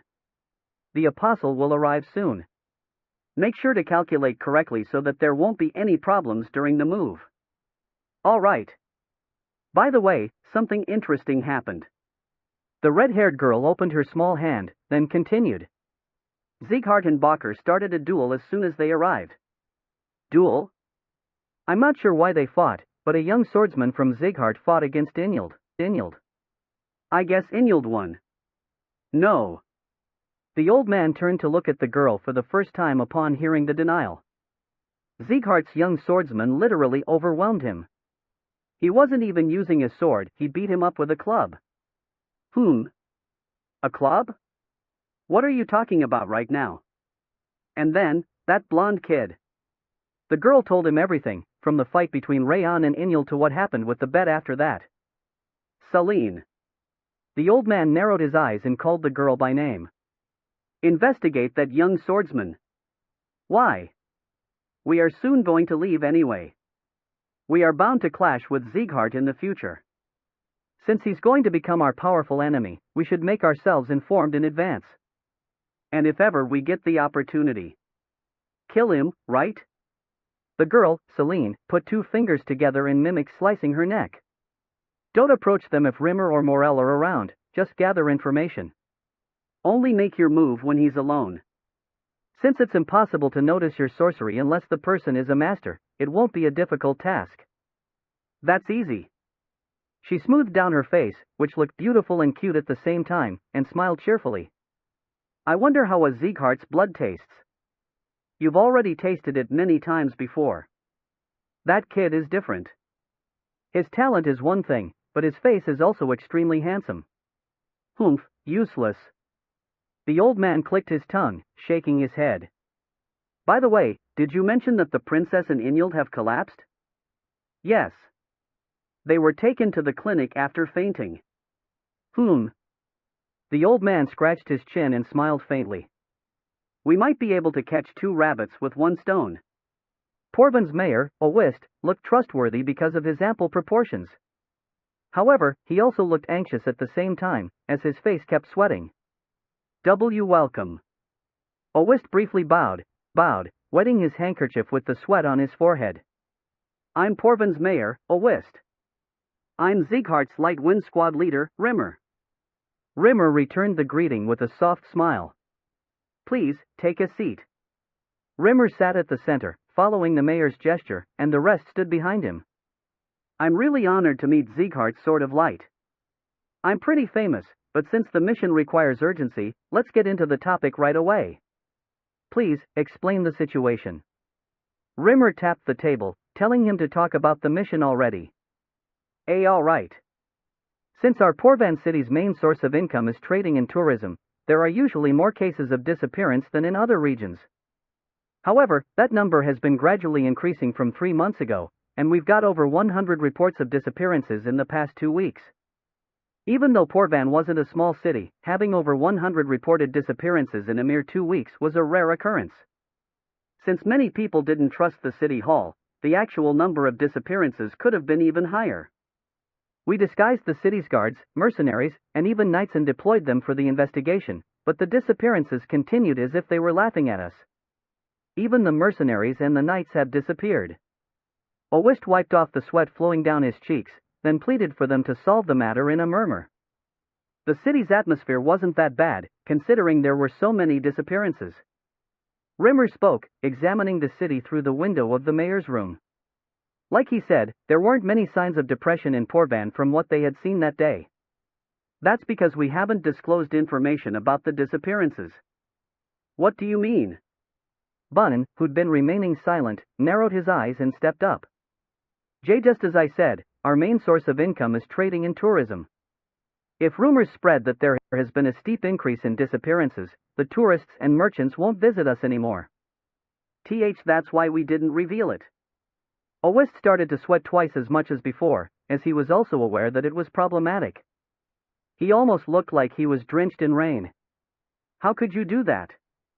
Shouldn't you announce it quickly to decrease the casualties? If people learn about the disappearance, the damage will spread to the entire city from a few individuals. That's why I had no choice. Bullshit. Are you seriously saying that you had no choice? Bayan, Martha. As Martha was starting to argue as well, Raon raised his hand to block their vision. The squad leader is speaking. How am I supposed to stay back after witnessing this? Just as you think of tourism at the mention of Porvan, a city's image is easily imprinted in people's minds. If the rumor about the mass disappearance spreads, the tourists will start going to other spots, and trade will also decline because of that. Raon calmly continued so that everyone, including those two, could hear him. If that happens, the damage will spread to the entire city, just as the mayor said. Many people might end up dying from hunger, instead of disappearing, because they lost their job.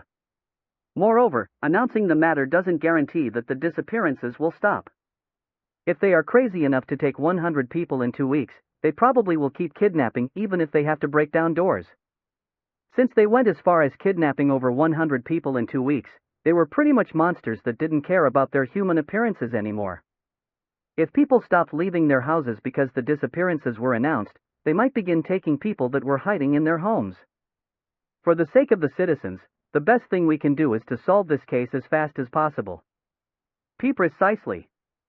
As soon as Raon finished talking, Owist stood up while clapping his hands. If this incident becomes known to the whole city, problems incomparably worse than the disappearances will begin to occur one after the other. Because there are plenty of substitutes for our city. He looked at Raon with admiration. Who is that man? His insight is really amazing. He's the vice leader of the Light Wind, and my student at the same time. It's nothing special. Rimmer cleared his throat and pointed at himself. So, he is the student of Sir Sword of Light. I knew there was a reason for his amazing intellect. Owist nodded intensely while looking at Raon. Amazing. Anyone could reach that conclusion with enough time, but he managed to think that far in that short period of time. The man named Raon had an extraordinary insight, although he didn't know about his might yet. Is there anything you've discovered about them? Day or night doesn't matter for them. They don't care whether there are people around them or not, either. They kidnap people as secretly as thieves in the night, to the point that it almost feels like they just vanished in thin air. That's why no one knows how it actually happened. How strong were the mercenaries and the knights that disappeared during their investigations? The mercenary was at the beginner expert level, and the K-Knights were intermediate and advanced experts. Owist sighed deeply, still unable to understand how that happened. Disappearance of an advanced expert. I was also surprised. Is there any other information? Like, anyone witnessing their martial art, or their appearance or outfit? I'm sorry. There's nothing else. It doesn't look like ordinary human trafficking after all. Rimmer scratched his chin, with a frown. The actual human traffickers are using this opportunity to become more active. I'm getting headaches from all the incidents. Owist pressed on his temple, sighing. This is a serious matter. It might be the 5 demons' work. F5 demons? As Rimmer mentioned the 5 demons, the mayor's cheeks trembled in fear. Please solve this case. If this is solved, I'll do anything as a reward, including the request fee. Please. Owist deeply lowered his head. He kept talking about the city instead of his own safety.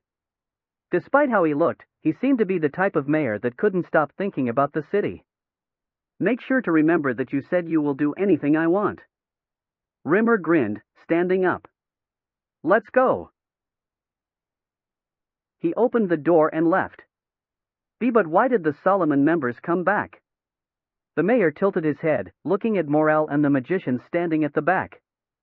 Don't worry about them. Raon continued, pointing his finger at Solomon. They are our servants. Gasp. What do you mean? Owist stood up in surprise. He expected Morel to start rampaging, but he just stayed still with a trembling chin. Why you didn't have to call us your servants? Servants? Raon repeated the end of his sentence, then tilted his head. Serve? Morel sighed deeply while looking into the air, then continued. You didn't have to call us your servants, sir. I said this before, but I prefer being thorough. Raon smiled gently, then pointed at the door. Let's leave, since the squad leader should be waiting. He tapped Morel's shoulder, then left the mayor's room. Ha! Morel slowly caught his breath. He glared at Owist, while exhaling a raging heat. Gasp! Owist swallowed nervously after receiving that gaze. He's telling me he will kill me if I tell others about this. Morel looked at him with a gaze that said that he would burn his entire body if he told anyone about it, then left the room. Coo! Ugh! Damn it! What a state we are in! The other magicians also ground their teeth or bit their lips as they followed Morel. Huff! Huff! Strength left Owist's legs, and he sank on the chair, now alone. What is even happening? Upon leaving the mayor's room, the Light Wind and Solomon gathered in front of Rimmer. As you heard, we don't know anything about the ringleader of the disappearances yet. I have a few guesses, but it's too early to judge. Rimmer continued, his hands held together behind his back. Since even a swordsman at the advanced expert level has disappeared, you are strictly forbidden from acting individually. Considering the number of people, we are going to make groups of 3 people, with 2 from Lightwind and 1 from Solomon per group. Yes.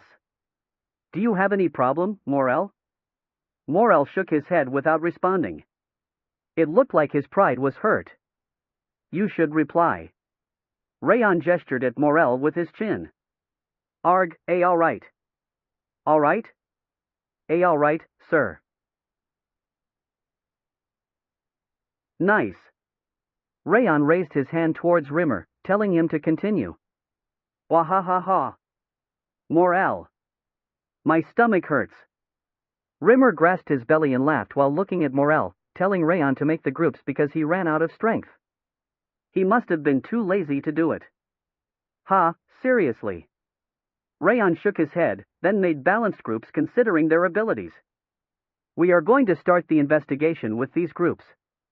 Morel and I will be waiting around here, so return every 3 hours to report your progress. Don't try to solve the problem, make sure to report in first. While saying that, Rimmer distributed an inaudible whistle per person, just like during their trainee days.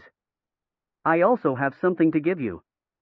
Raon took out the red pins from his pocket, putting them on the Light Wind members' clothes one by one. What is this? Bayan narrowed his eyes, looking at the red pin on his clothes. It's a pin made from flaming steel. Raon continued, attaching the pin to Runan, who was blinking. I can find them because they are infused with my aura.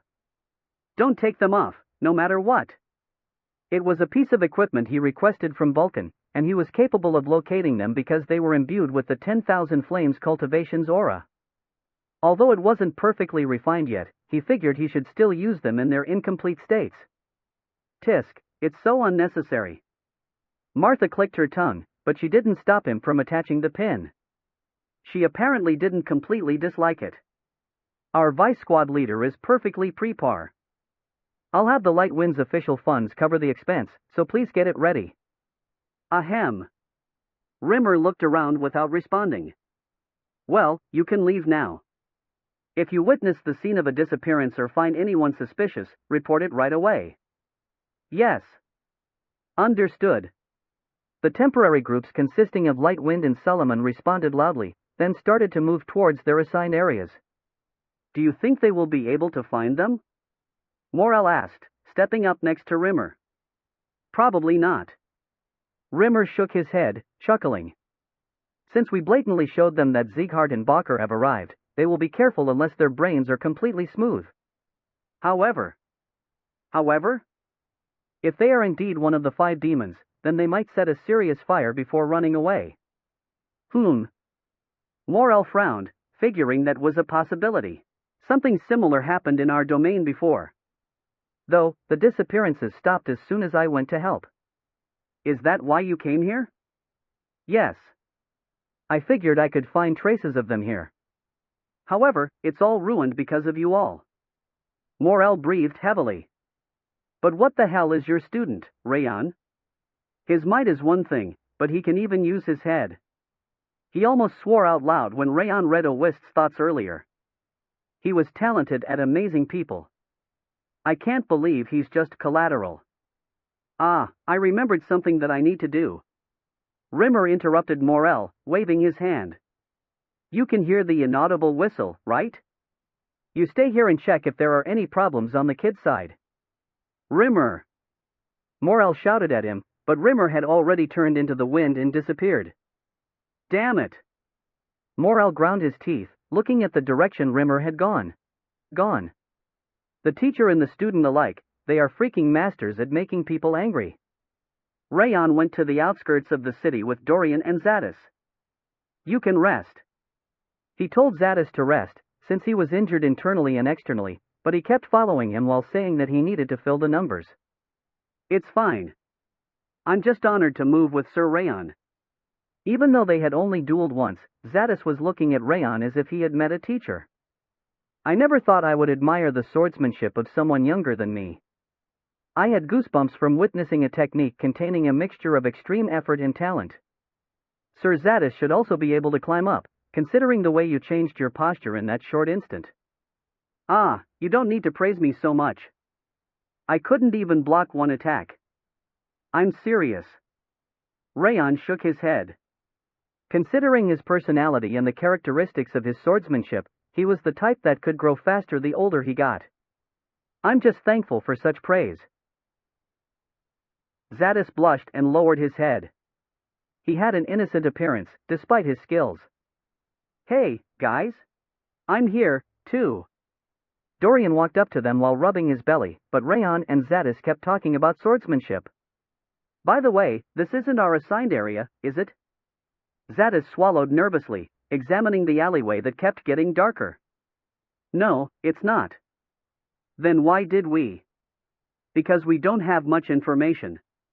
Raon swirled his finger, while saying that there wasn't enough information to solve the case.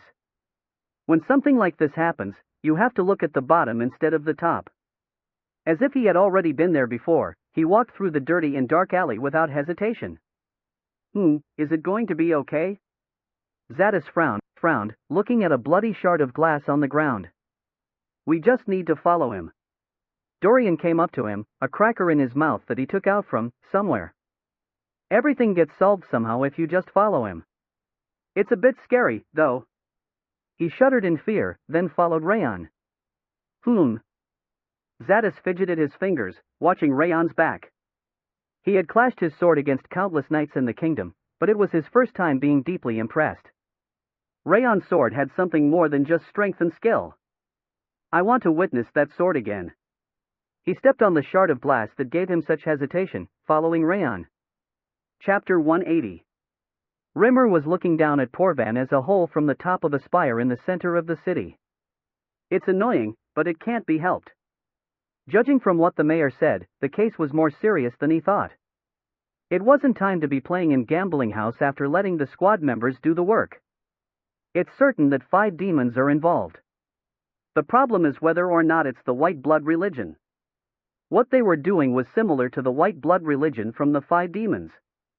However, since there were too many crazy people in the world, it was risky to assume that it was their doing. No matter who was behind it, we need to catch them before they run away. Since they confirmed the arrival of both Sieghart and Bakker, they would likely start moving differently. Since they were most likely going to run away, it was necessary to find them beforehand. Ha! Rimmer closed his eyes. The green wind surrounding him unraveled like threads and flew down to the entirety of Porvan.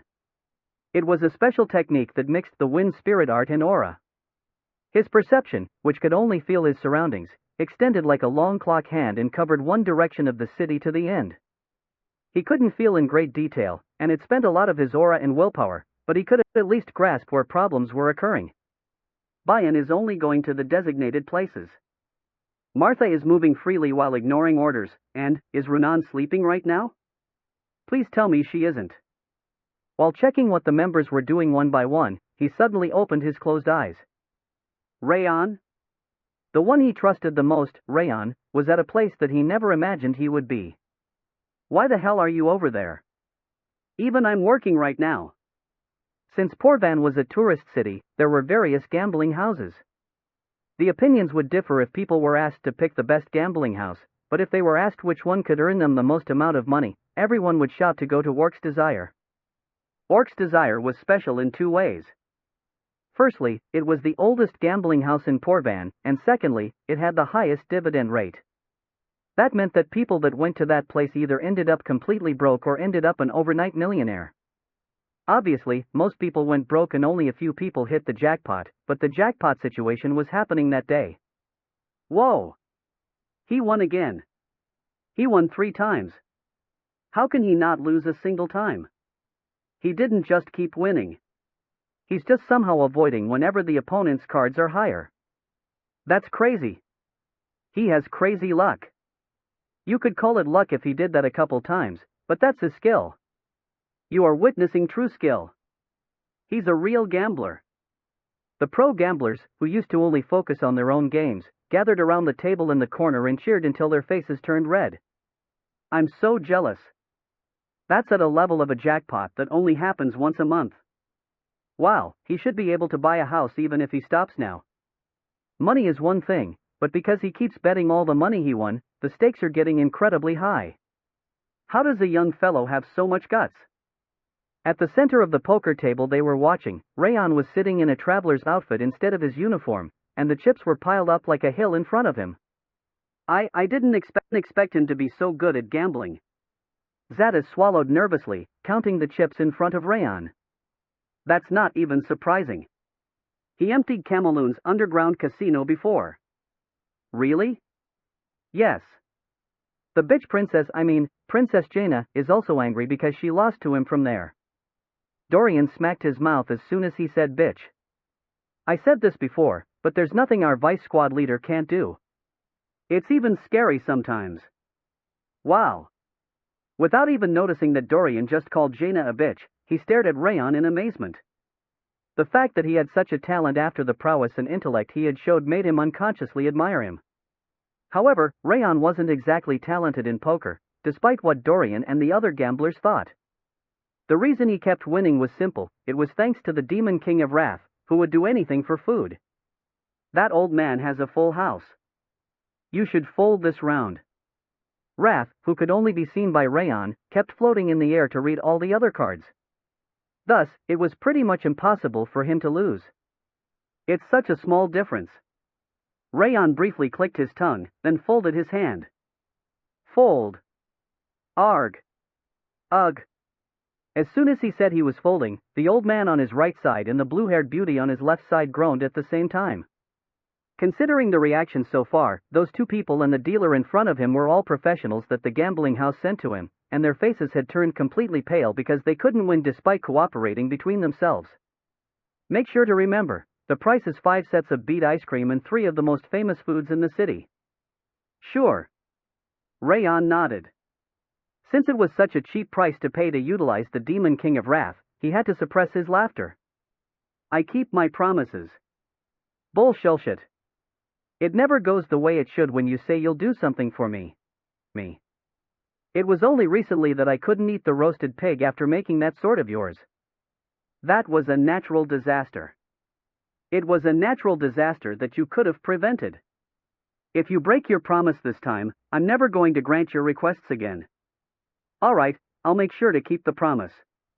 He tapped Wrath's shoulder in order to calm him down. It would have been annoying if the manpower that he could use so easily disappeared. Then, let's start the next game. The dealer's forehead was also drenched in sweat. Because the equivalent of the day's sales for the gambling house was on stake since the last round, he must have been feeling suffocated. I'll be back.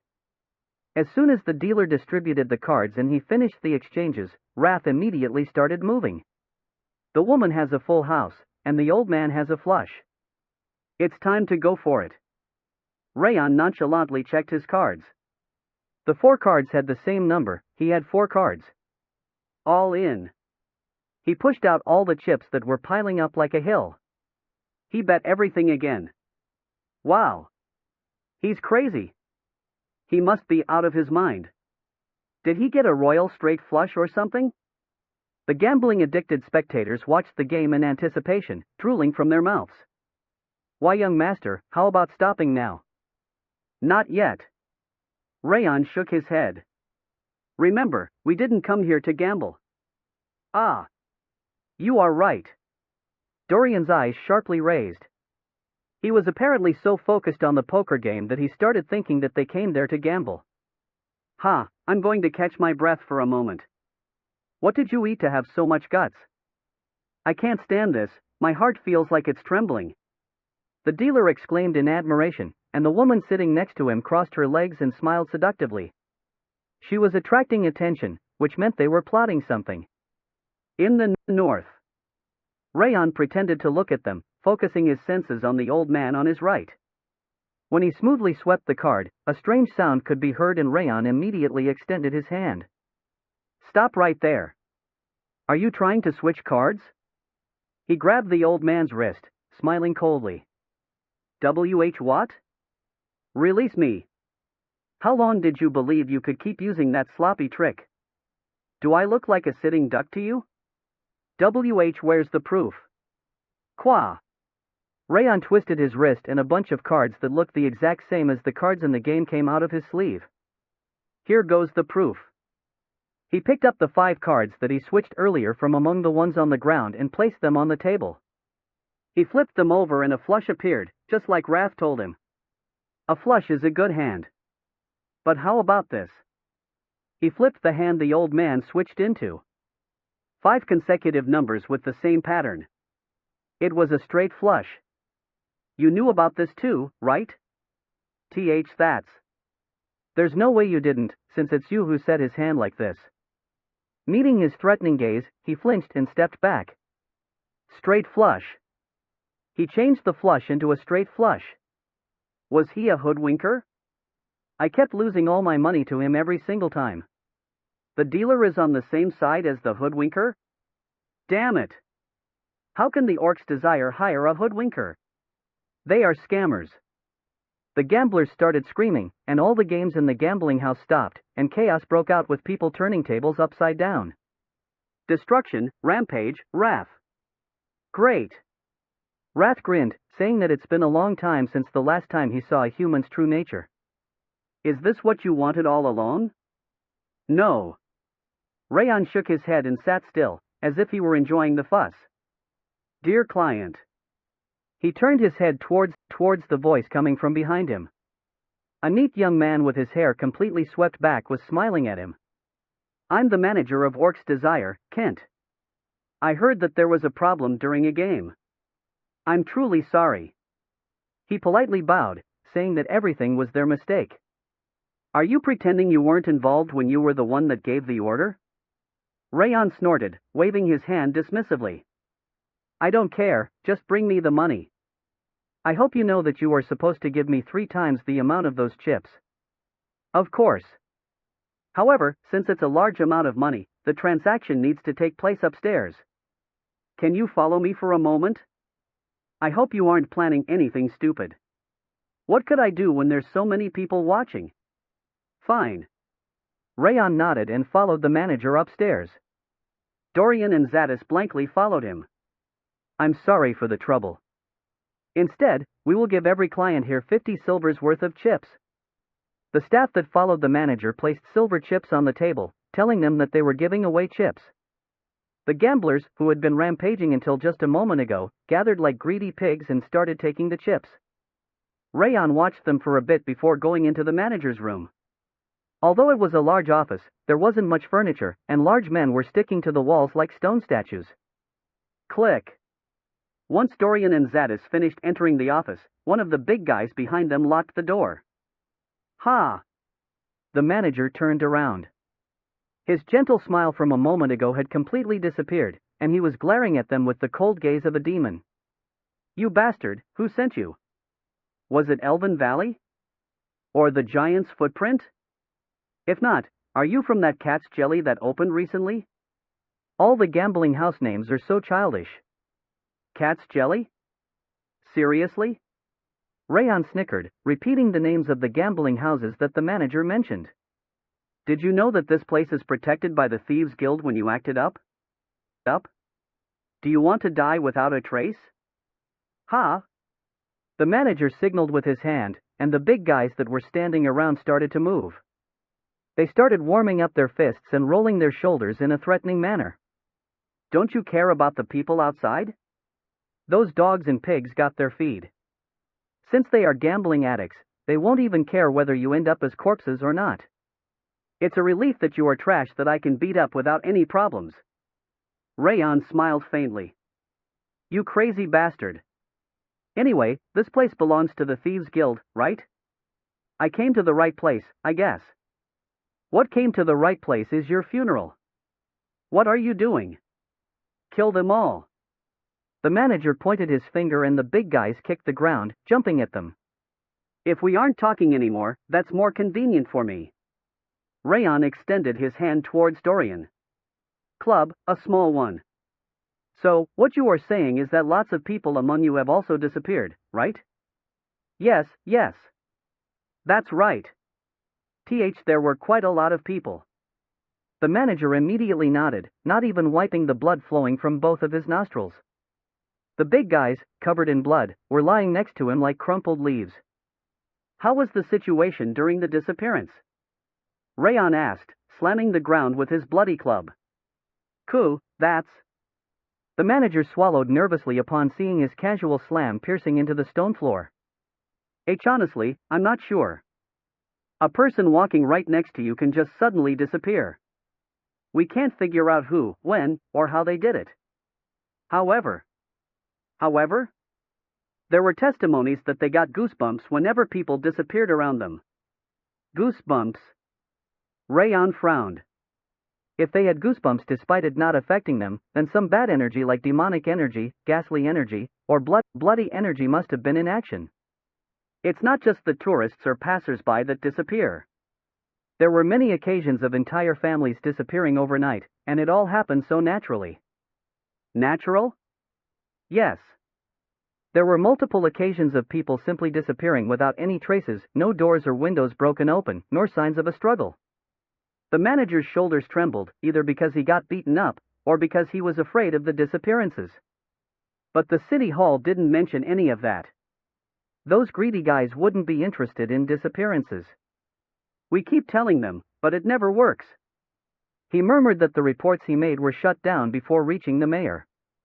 It looked like someone in City Hall was involved with human trafficking. I guess the situation wouldn't have worsened so much if that weren't the case. They only asked for reinforcements from Sieghard after 3 months had passed after the start of the disappearances, which was a pretty late reaction. There must have been someone in City Hall who kept preventing it. It was probably natural, since the City Hall was the best place to gather and hide information. Where's the Thieves' Guild? There's a cafe named Frost of Greeneries in the west of the city. Cafe? It was a tea shop selling traditional snacks and teas. It really didn't match the Thieves' Guild's image. What's the password? That's... The manager hesitated, then opened his mouth. You just need to order the red tea between blue and red teas. That means let's shed blood. You must require another beating. It's true. That's the password.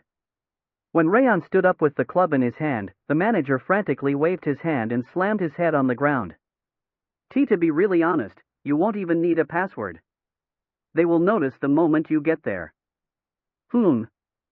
He was right. Since the Thieves' Guild had an excellent information-gathering ability, they had to be aware of the fact that he had ruined multiple gambling houses, and would either decide to attack him or bow to him. All right. Raon shook the blood from his club, then gave it to Dorian. Ah, there's blood again. Dorian frowned, wiping off the remaining blood before putting it into his belly pocket. Wow! Zadis exclaimed, still not used to that development. Are you leaving now? Yes, I will. However, I'll take what's mine before that. Raon bobbed his 4 fingers. Give me the gold. 3 times the chips. Ah! The manager's face went pale as he lost the small hope he had left. Raon left the gambling house with Dorian and Zadis, then went to the west, where the Thieves' Guild was located. So, you were trying to find the Thieves' Guild. Zadis came up to him while scratching his cheek. That's because the ones at the bottom are more knowledgeable than the top brass when it comes to matters like this. Raon nodded. Something like disappearances happened more often to commoners and the lower class that lived in the back alleys than the nobles that had guards with them. The Thieves' Guild might have some information that the City Hall didn't know. Do you think the Thieves' Guild is going to accept our request? Dorian reluctantly pointed at the orc's desire. We've taken all their money and completely beat up their manager and guards. Aren't they going to start attacking us on sight? They'd better accept the request if they don't want to end up the same way. It's not like I cheated or anything. Nothing was his fault during his incident. They were the ones that cheated first and attacked first, as well. You shameless guy. The King of Essence read the cards for you. You are only visible to me. That's not called cheating, it's using my abilities. Arg. Stop getting angry and calm down. Ice cream is waiting for you. Ugh. Seriously, you are. Wrath frowned and Raon pushed him away, shrugging. You are moving so quickly this time. That's because it's an emergency. He expected the ringleader to be the white blood religion, which was one of the 5 demons. He couldn't use normal methods to stop those crazy bastards. He needed to use any means necessary to quickly deal with them. Such effort in order to reduce the number of missing people. I'm impressed. Zadis suddenly gathered his hands, his eyes shining. Sir Raon was doing his best in order to solve this case, even if he had to take the blame. It's not exactly like that. I just want to catch them before they run away. What humility! You are truly the role model of the knights. I'll keep learning a lot from you in the future. Saying that he admired him, he bowed deeply, to the point that Raon felt uncomfortable. Well... Raon pondered how he should respond. Kaya. A woman's shriek could be heard from the alley right next to them. Raon quickly located her by using his aura perception, jumping over the wall to go there. Kuhu. 3 healthy men were putting a gagged girl into a bag. The girl was violently shaking her leg, asking for help. Damn it! Get rid of him quickly. The long-haired man that was the closest to Raon among the three came running at him with a dagger in his hand. Smack! Raon easily dodged the dagger, smacking his temple. Although it was a weak hit, the man fainted and went limp on the ground. They aren't the ones. They didn't have any aura, and they were at the level of thugs with slightly exercised bodies. There was no way they were the ringleaders in the disappearance case. Those bastards. How dare they kidnap people in broad daylight? Dorian and Zadis, who finally arrived, knocked down the two panicking men. Are you okay? Dorian helped the girl out of the bag. She was a mysteriously beautiful girl with the combination of red hair as radiant as a raging fire, skin as white as frost, and brilliant golden eyes. Thank you. It wasn't just her appearance. Her voice was also extremely charming. It was a sound that could pull people's heartstring, like the morning dew moistening the leaves. It was nothing. Dorian and Zadis looked like they were possessed by something as they shook their heads, saying the same thing. You were the first one to save me. The girl walked up to Raon and raised her head. The golden eyes were completely attracting his gaze. Thank you very much. Whenever she took a step, her face looked bigger, as if it were magnified, and his heart throbbed. The impulsive desire to hug and comfort her burst inside of him. Are these my own thoughts? There was no way they were. There was no way he wanted to comfort her before analyzing the situation, as he'd lived as an assassin before. As he thought something was strange, a small vibration occurred from behind him. The blade of Requiem. The possessed blade, which only reacted upon feeling its enemy, began to weep. White blood religion. Raon instinctively used the ring of fire. The 6 rings resonated with each other, his mind becoming clear, as if he poured cold water on his head. He could finally see the girl's face properly. She was still beautiful, but it was a strange face that gave an unpleasant impression, as if it were made of different pieces put together. Ha! Pretending he didn't snap out of it, he removed the focus from his eyes just like Dorian and Zadis. He was confident that he was better than anyone at controlling his expression in order to not reveal his thoughts. I was saved thanks to you. The girl's eyes glittered even more as she stepped right in front of him. A strange fragrance that he had never smelt before was tickling his nose. Kring! His head started to become blank once again, but the rotating ring of fire erased the impure energy.